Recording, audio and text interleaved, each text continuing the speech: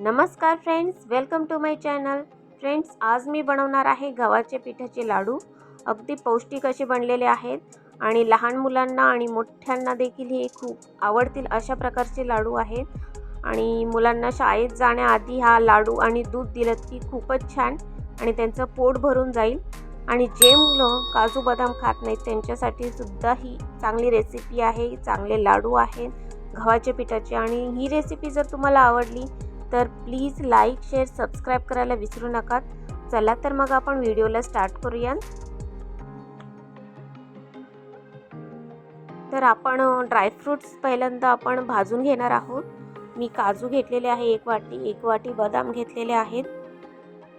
तर हे सर्व आपण ब्राऊन कलर येऊपर्यंत भाजायचे आहेत बऱ्यापैकी। नंतर मी त्याच्यामध्ये वेलची टाकणार आहे। वेलची देखील आपण काजू बदाम सोबत भाजून घ्यायचं आहे, जेणेकरून ती चांगली पेस्ट होईल त्यामध्येच। तर बघा, अशा प्रकारे आपले काजू आणि बदाम चांगले भाजून झालेले आहेत, त्याला कलर देखील आलेला आहे। तर आपण हे काजू बदाम एका डिशमध्ये काढून गार करून घेऊ आणि नंतर आपण हे मिक्सरमध्ये बारीक करून घेऊ, जेणेकरून ही पेस्ट न होता एक चांगली पावडर बनेल। तर आपण एका कढईमध्ये 1 वाटी तूप घेतलेलं आहे, घरात बनवलेलं साजूक तूप आहे। तर नंतर आपण याच्यामध्ये गव्हाचे पीठ ॲड करणार आहोत। गव्हाचे पीठ मी अंदाजे घेतलेले आहे, मापून घेतलेलं नाही आहे। जेवढं कढईमध्ये फिट होईल त्याप्रमाणे मी पीठ घेतलेलं आहे।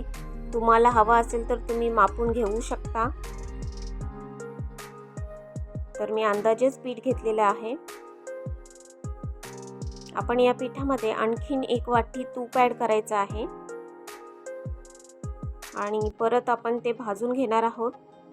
अगदी मंद आचेवर आपण हे पीठ भाजून घ्यायचे आहे, जेणेकरून आपले पीठ चांगले भाजले गेले की लाडूची टेस्ट खूपच छान होऊ लागते आणि लाडू आपल्याला खाताना तो टाळायला चिटकत नाही।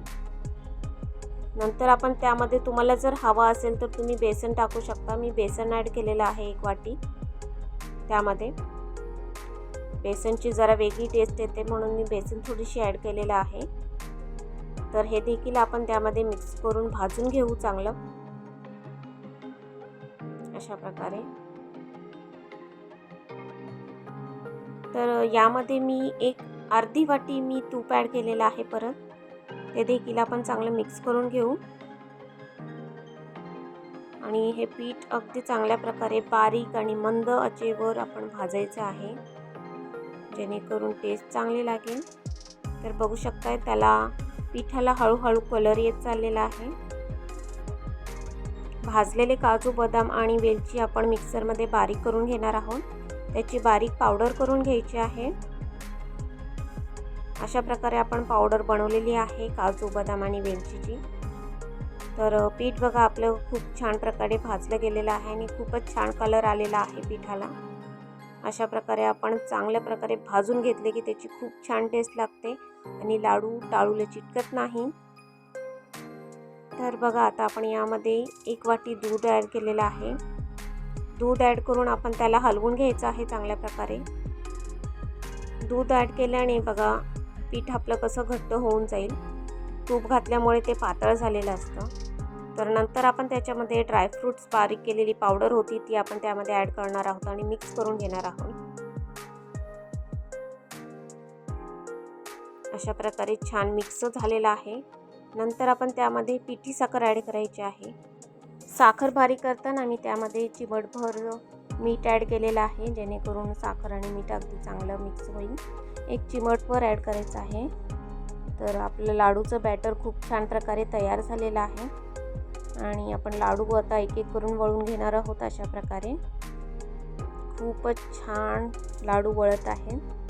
त्यामध्ये आपण एक मनुका ॲड करणार आहोत। माझ्या मुलांना मनुका आवडतो लाडूमध्ये। तर खूप छान प्रकारे लाडू वळून होत आहे। तर अशा प्रकारे आपले गव्हाच्या पिठाचे पौष्टिक असे लाडू, झटपट नाही पण टेस्टी बनणारे पौष्टिक असे लाडू तयार झालेले आहेत।